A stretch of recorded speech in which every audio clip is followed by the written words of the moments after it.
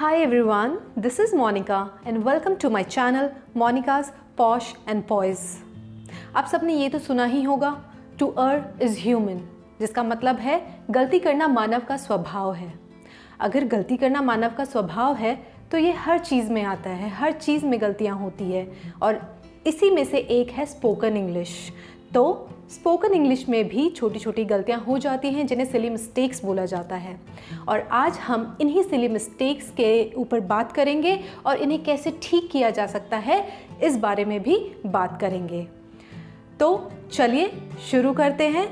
But इससे पहले हम शुरू करें, अगर आपने मेरे चैनल को सब्सक्राइब नहीं किया है तो प्लीज़ मेरे चैनल को सब्सक्राइब कर लीजिएगा और अगर आपको मेरी वीडियो अच्छी लगे तो लाइक एंड शेयर ज़रूर कर दीजिएगा। अगर कोई भी प्रॉब्लम है, कोई भी क्वेश्चन या कोई डाउट आता है आपके दिमाग में तो आप कमेंट सेक्शन में जाके कमेंट करके मुझसे पूछ सकते हैं या कोई सजेशन देना चाहते हैं मुझे वीडियोज़ को इम्प्रूव करने के लिए तो भी आप वो सजेशंस कमेंट्स बॉक्स में लिख सकते हैं। तो चलिए शुरू करते हैं। जैसे कि आप देख रहे हैं मेरे पीछे कुछ फ्रेजेस या सेंटेंसेस लिखे हुए हैं और बहुत लोगों को पता होगा कि ये गलत है। तो चलिए देखते हैं कि इनमें क्या गलती है और इन्हें कैसे ठीक किया जा सकता है। तो जो पहला सेंटेंस आप देख रहे हैं या पहला फ्रेज जो आप देख रहे हैं वो है पीपल इज हैप्पी। तो आपको क्या लगता है कि इसमें क्या गलत है? What is wrong in this phrase? Can anyone tell me? Of course, many of you must be knowing, लेकिन मैं उनसे जानना चाह रही हूँ जिनको नहीं समझ में आ रहा है। तो जिन्हें नहीं समझ आ रहा है उन्हें मैं बता देती हूँ कि इसमें क्या गलत है। आपको लग रहा होगा कि ये सही है, बट ये सही नहीं है। इसमें जो प्रॉब्लम है वो है इज़।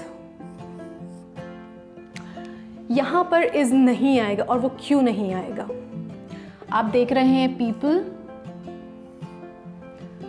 तो बहुत लोगों को लग रहा होगा कि ये सिंगुलर है, बट ये सिंगुलर नहीं है, ये प्लूरल है, पर्सन का प्लूरल। अगर हम एक इंसान की बात करते हैं तो हम वहाँ बोलते हैं पर्सन, लेकिन हम बहुत सारे लोगों की बात करते हैं, ग्रुप ऑफ पर्सन्स की बात करते हैं तो वो पीपल होता है। आप पर्सन्स भी बोल सकते हैं लेकिन आप पीपल भी बोल सकते हैं, तो ये एक प्लूरल टर्म है। तो अगर ये टर्म प्लूरल है, ये वर्ड प्लूरल है तो इसका हेल्पिंग वर्ब भी प्लूरल ही होगा, सिंगुलर नहीं होगा। तो ये इस फ्रेज की मिस्टेक है। तो अब आप इसे कैसे बोलेंगे?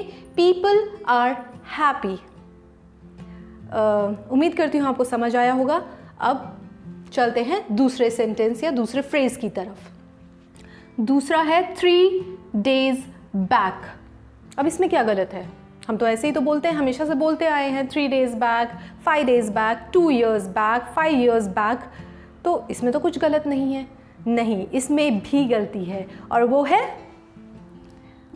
बैक। इसका रीज़न क्या है वो मैं आपको बता देती हूँ। When you move back in time, that time you are supposed to use the word ago। अगर आप टाइम में पीछे की तरफ जा रहे हैं, पीछे किसी टाइम की बात कर रहे हैं तो वहाँ आप यूज़ करेंगे अगो। बैक कहाँ यूज़ करेंगे? When you move back in space, जब आप किसी जगह पे पीछे की तरफ जाते हैं तो वहाँ आप बैक यूज़ करते हैं। फॉर एग्जाम्पल मूव बैक और can you please just pull this chair back. तो आप जब स्पेस में या जगह में पीछे की तरफ जाते हैं तो वहाँ बैक यूज़ होता है, लेकिन अगर आप टाइम में पीछे की तरफ जाते हैं तो वहाँ अगो यूज़ होता है। तो आई होप आपको ये बात समझ आ गई होगी अच्छे से। Now let's move on to the next sentence. I lost the bus. तो आपको क्या लग रहा है कि क्या गलत हो सकता है यहाँ पे? गलत है lost। और वो क्यों गलत है? कि जो बस है वो आपकी पोजेशन नहीं है, वो आपकी बिलोंगिंग नहीं है कि जिसे आपने खो दिया है। आपने बस को मिस किया है, खोया नहीं है। तो यहां आएगा आई मिस्ड द बस। ठीक है, अगर आपकी पोजीशन होती, आपकी बिलोंगिंग होती और उसे आपने खो दिया होता तो आप वहां बोल सकते थे आई लॉस्ट द बस। वो अलग अलग कॉन्टेक्स्ट में यूज़ किया जा सकता है। जहाँ पर आपकी अपनी खुद की बस है, आपने उसे खो दिया है, चोरी हो गई है, कुछ भी, then you can say I lost the bus, but आपने बस को मिस कर दिया है, सो आई मिस्ड द बस। चलिए आगे बढ़ते हैं नेक्स्ट सेंटेंस की तरफ। तो देखते हैं क्या है। I am in the bus, तो इसमें क्या गलत है? बस के अंदर ही तो बैठा जाता है, तो इन ही तो यूज होगा, तो इसमें गलत क्या है? यहाँ तो मुझे कुछ भी गलत नहीं लग रहा, बट यू आर मिस्टेकन। यहाँ पर जो प्रेपोजिशन इन है ये नहीं आएगा। और वो क्यों नहीं आएगा? क्योंकि जो भी व्हीकल्स बड़े होते हैं जिनमें आप खड़े हो सकते हैं, चल सकते हैं, वॉक कर सकते हैं, वहाँ पर बोला जाता है on. For example, I am on the bus और I am on the train. लेकिन जो ऐसे व्हीकल्स होते हैं जहाँ पर आप खड़े नहीं हो सकते हैं या घूम नहीं सकते हैं अंदर, तो वहाँ पर इन आएगा। For example, I am in the car, क्योंकि आप कार में खड़े हो नहीं सकते हैं, वहाँ वॉक नहीं कर सकते हैं, तो वहाँ पर आई एम इन द कार। और जहाँ पर आप ऐसे व्हीकल्स होते हैं जहाँ पर आप खड़े हो सकते हैं, वॉक कर सकते हैं, तो वहाँ पर आई एम ऑन द बस और I am on the train. अब आप सोच रहे होंगे कि साइकिल हो गई, स्कूटी हो गई, बाइक हो गई, इस पे तो हम खड़े भी नहीं हो सकते या फिर हम इस पे चल भी नहीं सकते, वॉक नहीं कर सकते हैं, तो यहाँ क्यों ऑन आता है? वो ऑन इसलिए आता है क्योंकि वो तो ऑब्वियस है कि आप वहाँ एक सीट के ऊपर बैठे हुए हैं और आपके ऊपर कोई रूफ नहीं है वहाँ पर, तो दैट इज़ वेरी ऑब्वियस, तो वहाँ पर आप ऑन ही यूज़ करेंगे।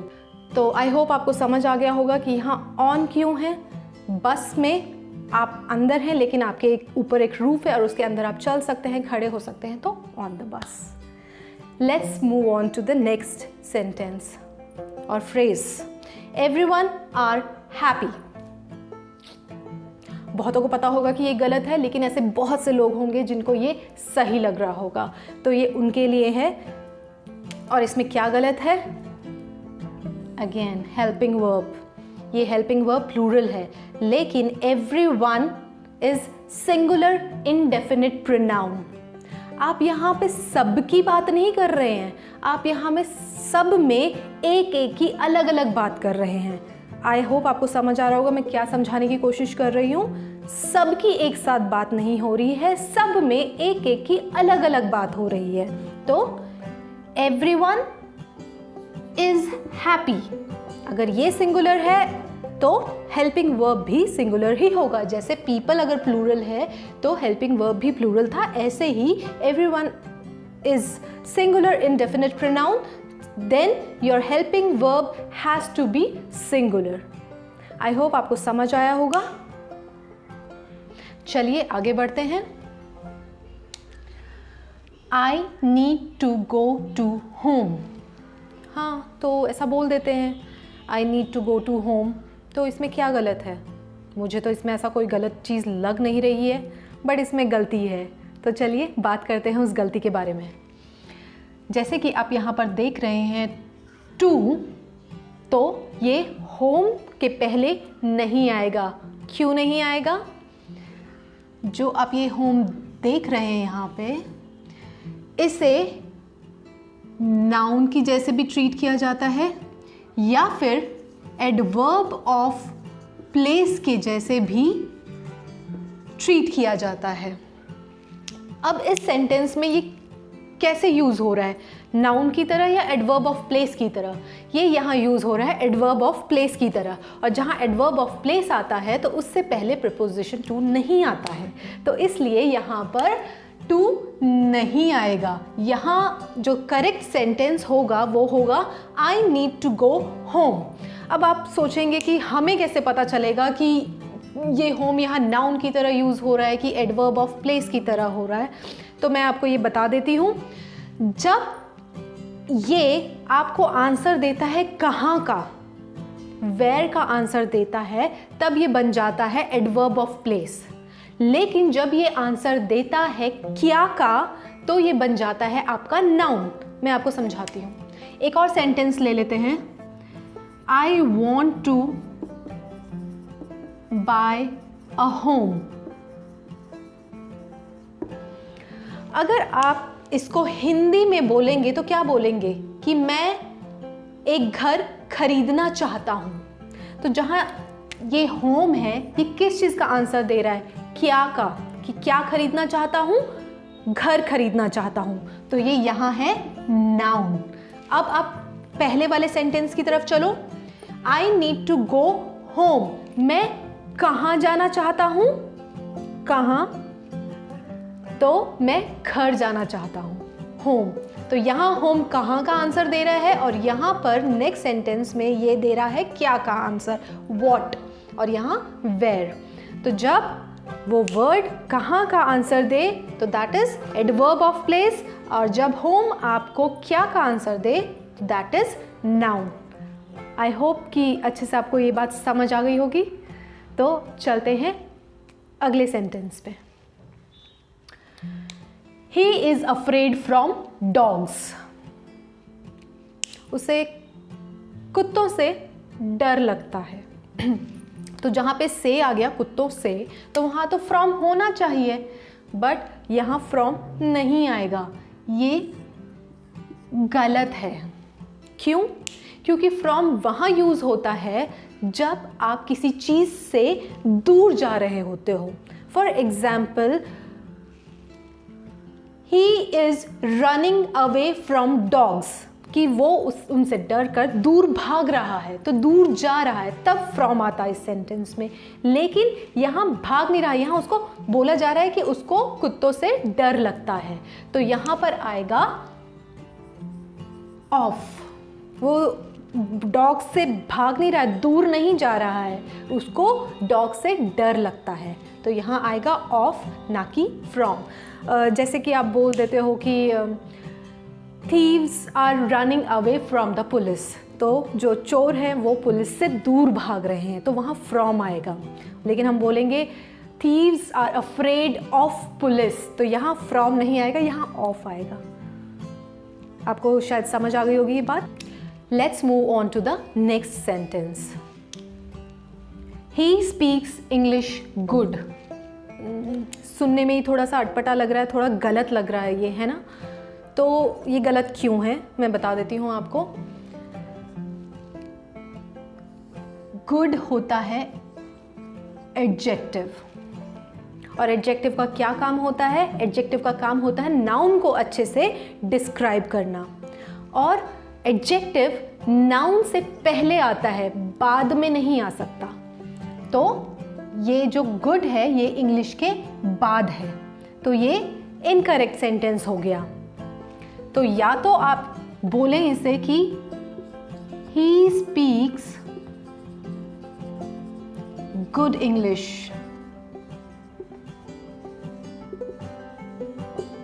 देखिए एडजेक्टिव नाउन से पहले आ गया है ना, तो ये आपका करेक्ट सेंटेंस हो गया। या फिर you can say it as he speaks English well. Well होता है एडवर्ब, और एडवर्ब का काम होता है वर्ब को अच्छे से डिस्क्राइब करना। यहाँ वर्ब है स्पीक, तो कैसे बोलता है? अच्छा बोलता है। तो ही स्पीक्स इंग्लिश वेल। अगर आप एडवर्ब लगाएंगे तो वो नाउन के बाद आएगा, और अगर आप एडजेक्टिव लगाएंगे तो वो नाउन से पहले आएगा। और गुड एडजेक्टिव है और वेल एडवर्ब है। तो आपको ये बात समझ आ गई होगी। अब आगे चलते हैं। I didn't knew it। अब मैंने बहुत सारे लोगों को ये बोलते हुए देखा है, बहुत, इवन स्टूडेंट्स भी ये बहुत गलती करते हैं। उन्हें बार बार करेक्ट किया जाता है, लेकिन उन्हें बचपन से आदत हो जाती है ये बोलने की। उन्हें लगता है कि पास्ट टेंस है तो मेन वर्ब तो पास्ट टेंस में ही होगा। तो ऐसा नहीं है, क्योंकि आप already past tense helping verb में यूज़ कर चुके हैं डिड, तो आप मेन वर्ब में दोबारा पास्ट टेंस यूज़ नहीं कर सकते हैं। तो यहाँ पर क्या गलत है? न्यू, इसकी जगह आएगा नो, क्योंकि past tense already helping verb में यूज़ हो गया है, तो मेन वर्ब में यूज़ दोबारा नहीं होगा। तो करेक्ट सेंटेंस क्या होगा? आई डिडंट नो इट, और डिडंट है contraction form of did not. तो चलिए आगे चलते हैं। नेक्स्ट है he returned back to his home. अब यही बोलते हैं जनरली, रिवर्ट के साथ भी बैक लगा देते हैं, रिटर्न के साथ भी बैक लगा देते हैं। I will return back your gift, या फिर आप बोलेंगे I will revert back to you, but वो गलत है। वो क्यों गलत है? क्योंकि रिटर्न का तो मतलब ही वापस है, कि वापस कर देना, वापस हो जाना, तो उसको रिटर्न बोला जाता है। जब वो बोल दिया है तो आपको एक और वर्ड यूज़ करने की क्या ज़रूरत है? He returned to his home. आप ही रिटर्न्ड बैक नहीं बोल सकते हैं, 2 बार वापस नहीं लगा सकते हैं, दोनों का मतलब तो सेम है, तो ये गलत है। तो आप रिटर्न के बाद भी बैक नहीं लगाते हैं, आप रिवर्ट के बाद भी बैक नहीं लगाते हैं, और बहुत सारे लोग ये गलती करते हैं, तो आप ये गलती आगे मत कीजिएगा। एक और आप चीज़ यहाँ पे नोटिस कर रहे होंगे कि यहाँ होम से पहले टू नहीं आ सकता था, तो यहाँ होम से पहले टू क्यों है? तो यहाँ मैं आपको बता दूँ, ये होम से पहले नहीं है, ये हिज से पहले है। हिज प्रोनाउन है, तो ये प्रोनाउन से पहले है, ये होम से पहले नहीं है, तो यहाँ टू है और यहाँ टू नहीं है। आपको समझ आ गया होगा। अब आगे देखते हैं next sentence. I prefer tea than coffee. अब आपको लग रहा होगा कि यहाँ कंपैरिजन है टी और कॉफ़ी के बीच में, तो देन ही आएगा, बट ऐसा नहीं है। जहाँ प्रेफर आ जाता है या प्रेफरेंस होती है जहाँ पर, तो प्रेफर के साथ हमेशा प्रेपोजिशन यहाँ पर टू ही आएगा, देन नहीं आएगा। जिस सेंटेंस में भी आप प्रेफर देखेंगे वहाँ पर आप टू ही लगाएंगे, देन नहीं लगाएंगे। तो आपको ये समझ आ गया, प्रेफर है तो टू है, देन नहीं है। अब चलते हैं नेक्स्ट सेंटेंस की तरफ। One of my friend is going to Goa. अब इसमें क्या गलत है? What is wrong with this sentence? अब आप सोचिए कि बहुत सारे लोग बोल देते हैं वन ऑफ माई फ्रेंड, लेकिन ये गलत है। आप सोचिए आपके बहुत सारे फ्रेंड्स हैं, उसमें से कोई एक फ्रेंड गोवा जा रहा है। हम बहुत सारे फ्रेंड्स में से किसी एक की बात कर रहे हैं, किसी एक फ्रेंड में से एक की बात नहीं कर रहे, बहुत सारे फ्रेंड्स में से किसी एक की बात कर रहे हैं। तो यहाँ आएगा वन ऑफ माई फ्रेंड्स, तो फ्रेंड्स आएगा, और ये एक करेक्ट सेंटेंस है। अब आप बहुत लोगों को ये कंफ्यूजन भी हो रहा होगा कि अगर फ्रेंड्स हैं तो इज कैसे है, ये सिंगुलर हेल्पिंग वर्ब कैसे आया? तो आप लोगों को लग रहा होगा यहाँ आर आना चाहिए, बट आर क्यों आना चाहिए? क्योंकि जो इज है वो वन के लिए यूज़ हुआ है, फ्रेंड्स के लिए नहीं।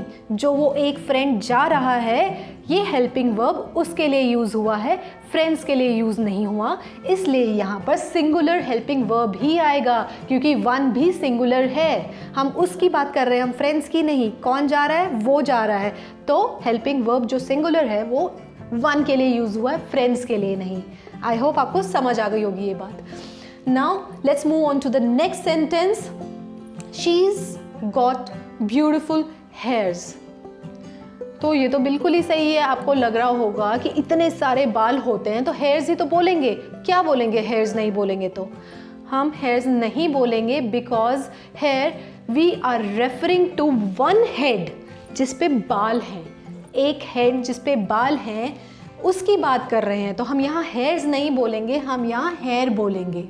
लेकिन बहुत सारे कॉन्टेक्स्ट में हेयर्स भी ठीक हो जाता है, वहाँ पर प्लूरल हेयर्स ले लिया जाता है जब आप बात करते हैं एवरी स्ट्रैंड ऑफ हेयर की, कि एक स्ट्रैंड है और एक एक करके बहुत सारे स्ट्रैंड्स हैं, तो वहाँ पर आप प्लूरल हेयर्स भी बोल सकते हैं, वो भी ठीक माना जाता है।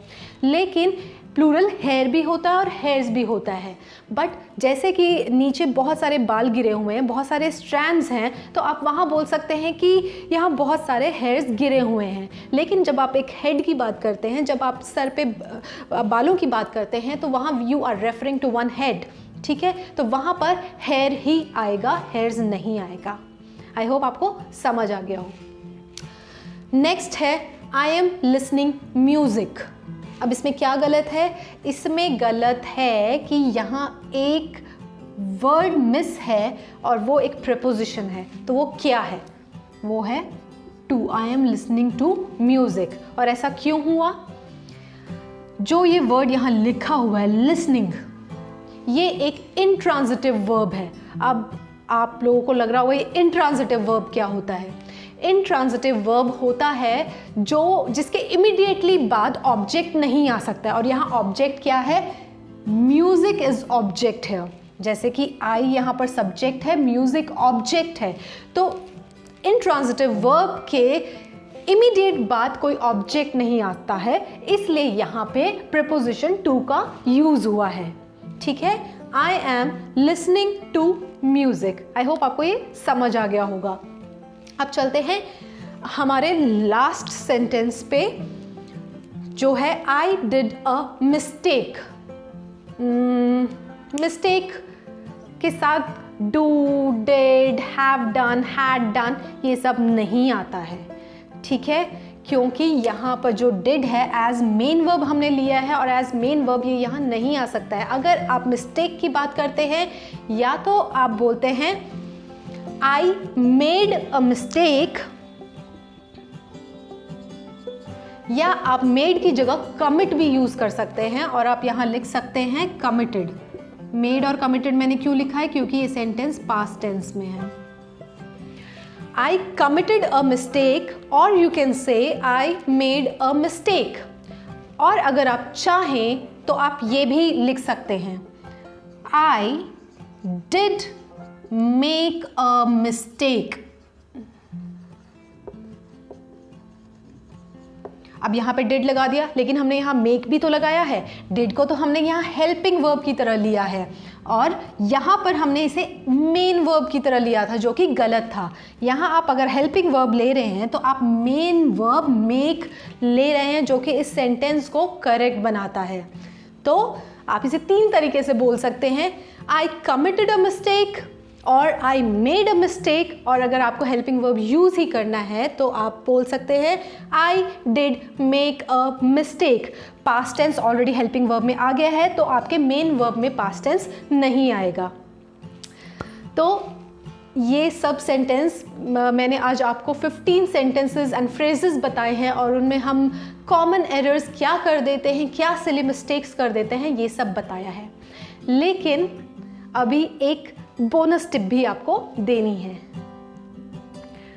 तो आपकी आज की बोनस टिप ये है, यहां पर आप दो सेंटेंसेस देख रहे हैं, I am in hospital, I am at hospital. तो इन दोनों में से करेक्ट सेंटेंस कौन सा है? What do you think? Actually दोनों ही सेंटेंस बिल्कुल करेक्ट हैं, बट दोनों का यूसेज अलग सिचुएशन में किया जाता है। और वो क्या है? आई एम इन हॉस्पिटल आप तब बोलते हैं जब वहाँ पर आप पेशेंट हैं या आप हॉस्पिटलाइज्ड हैं। लेकिन आई एम एट हॉस्पिटल आप कब बोलते हैं? या तो आप वहाँ पर किसी से मिलने जा रहे हैं, या फिर आप वहाँ पर काम करते हैं, या फिर आपकी वहाँ कोई अपॉइंटमेंट है लेकिन आप वहाँ पेशेंट नहीं हैं। तो इन सिचुएशंस में आप बोल सकते हैं आई एम एट हॉस्पिटल। तो दोनों ही करेक्ट सेंटेंस है, बस इनका यूसेज अलग अलग सिचुएशन में होता है। तो आप समझ गए होंगे, when you are a patient और admitted in a hospital, that time you use I am in hospital. और when can you use I am at hospital? when you are going to meet someone there, or you have an appointment there, or you work there, that time you can use I am at hospital. एक और चीज़ मैं आपको बताना चाहूँगी, generally आप questions पूछते वक्त उस सेंटेंस को क्वेश्चन रहने ही नहीं देते हैं, आप उसको एक पॉजिटिव स्टेटमेंट बना देते हैं। फॉर एग्जाम्पल,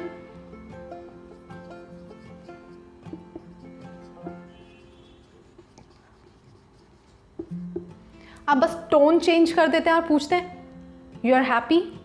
ये गलत है।